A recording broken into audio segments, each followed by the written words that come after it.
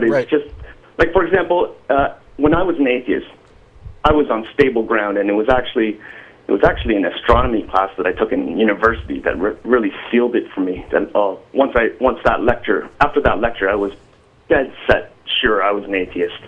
That was 20 years ago.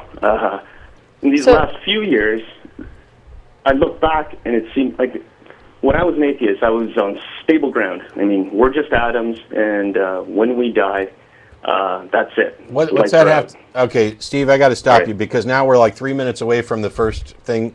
You said there's no proof either or. What do you mean by that? Whether life continues after death or life just ends.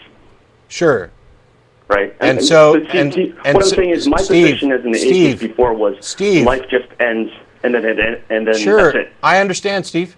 But what I'm saying is that once again... Is that your position too? No, I'm saying that once again you framed something in a way that's false. By saying either or, that there's no proof that this is true or this is false, you've portrayed it as, for example, theism and or the belief in a God and the belief there is no God. That's not atheism. Well, okay, then in that respect, in how I saw myself as an atheist was I was pretty sure that there was no God. Sure. Or forget God, because God's not even in the equation in my views. It's not even in... So do you believe in a God? There's a God or there's a heaven or anything like that. No, I am taking the view that there's probably... death is just something like in the time span of a... Well, you said probably. Of a nanosecond or something like that, and it's going to be the next stage of something else, which I don't know what it is. Why? What evidence? I mean, you said probably. So what evidence did you use to determine that it was probable? Well, it's okay. Just going back to those scenarios of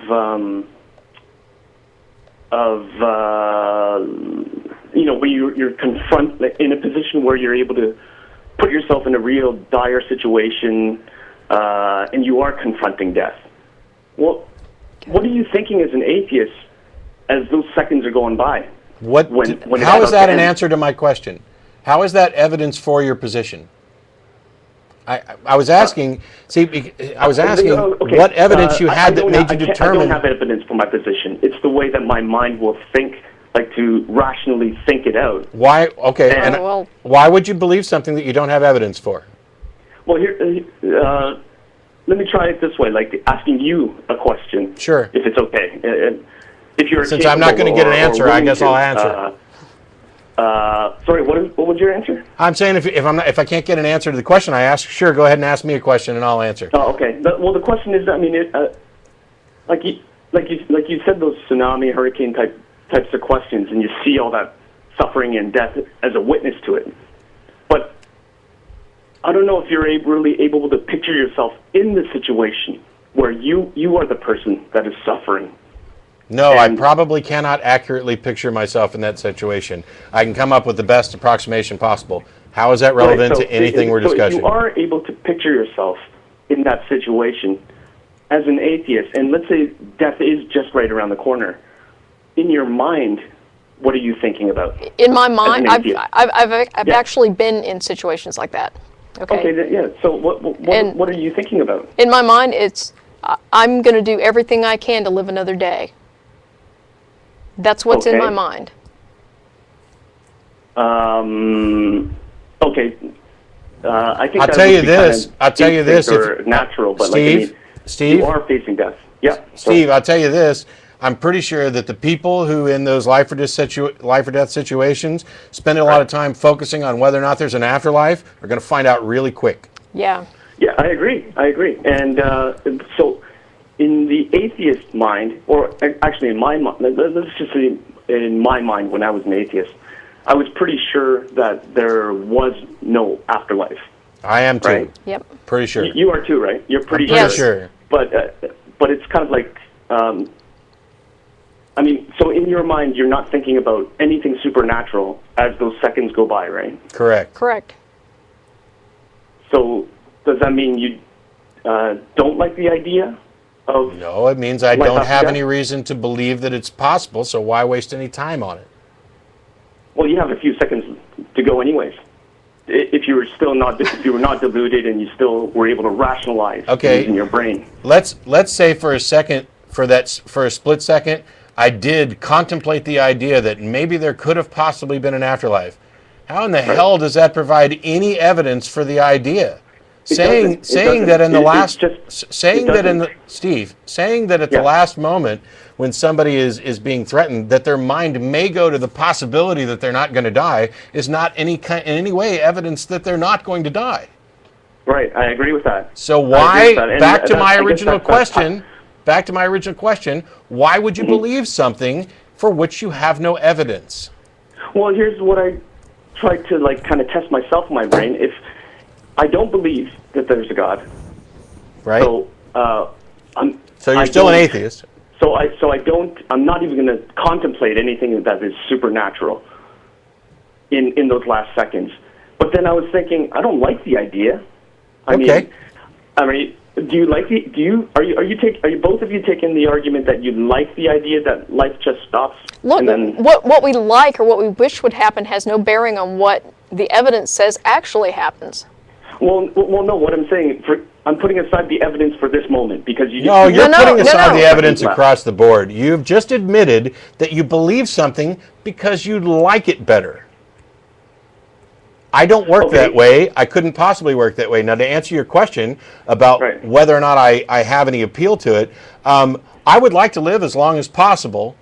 However, the various paradigms about afterlives, most of them I find repugnant, especially the ones like, for example, in Christianity, where your entire existence here, your 30, 40, 50, 60, 70, 80, whatever years, turns out to be some big cosmic joke, and then the real life starts where you're either rewarded or punished forever. I find that repugnant. Of course I wouldn't want it to be true, because it tells me a number of things about what's actually gone on in reality that are offensive. Are there other ideas of afterlives that I don't find offensive? Sure.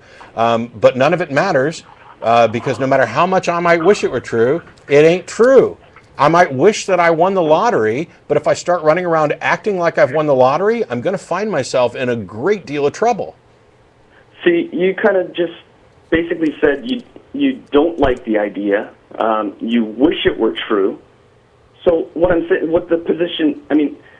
thinking is, in those last few seconds, the fact that you wish that your thoughts of life were not true, and that the fact that you wish they were true, those last few seconds, you would probably dig into your brain and look at the supernatural, wouldn't you? Well, I don't know for exactly what I do. Go ahead. I thought that's what you just said. Like I said, I've actually been in situations where it was a life or death situation. Okay, and I mean, I was within minutes of dying, and if I'll try not to tell a war story here that's too long. Okay, no problem. But essentially what happened was I was flying a helicopter in Germany, had taken off from Coleman Army Airfield, and was cleared on an IFR flight plan to an Air Force base in Western Germany. Right. And shortly after departure, we entered the clouds. I was with a friend of mine who's my co-pilot, and he actually had not very much experience on instrument flight rules. Mm-hmm. As soon as we entered the clouds, he got vertigo, and so he was sitting there wrestling with this. And I don't know if you know much about vertigo, but it's actually like your brain malfunctions. So I was flying, I was making radio calls, I was managing the cockpit, everything by myself for a while. And about the time we leveled off, I had noticed before that we were picking up some ice, which is normally not a problem. By the time we leveled off, I realized that we had picked up a significant amount of ice, and when I did a cross-check, I looked at my engine temperature, and it was in the yellow, which means that the ice was encroaching on the engine inlet and starving the engine for air. Okay. I also noticed that I had picked up about 13 pounds of torque, which means there was over an inch of ice on my rotor blades. Mm-hmm. If you get more than half an inch of ice on your rotor blades, you cannot auto-rotate. So if my engines failed because it was starved for air, I would have to enter auto-rotation, but I could not auto-rotate, which meant I was going to be basically a brick. Mm-hmm. All right. I had a few minutes to make a decision about what to do. Mm-hmm. All right. And, the fact that I'm still alive tells you that I did not do what my crew chief was doing, which he started praying in the back seat. Okay. Fortunately, I didn't need him to do anything for me. Right. But I contacted Frankfurt Approach, got us vectored back over to Coleman, and Coleman brought me in on a precision approach. And as we were coming in, the thing that was going through my mind was not, I hope some supernatural entity bails me out of this, was I hope I don't hit the power lines that are on the approach end at Coleman Army Airfield. Mm-hmm. Yeah, that sort of makes sense. Generally people. The thing is, you are facing death. I agree with your situation. I'm not trying to put anything away from your situation or anything like that. But you weren't even at that mode of thinking, of loved ones or whatever, because that's usually what happens towards the very end. You weren't quite to the Not very for end everyone. yet. Does that make sense? I don't know how much longer we're going to waste on this, Steve. You believe stuff because you like it. Okay. You believe stuff because you like it, not because you have evidence. No, right? I agree. There is no evidence. But Sure. Rationally thinking, I think if you don't like the idea of life ending and just like that, a brain rationally, I would assume, would rationally think of supernatural things. You have a different definition of rational than I do. And what I like or don't like, is irrelevant. I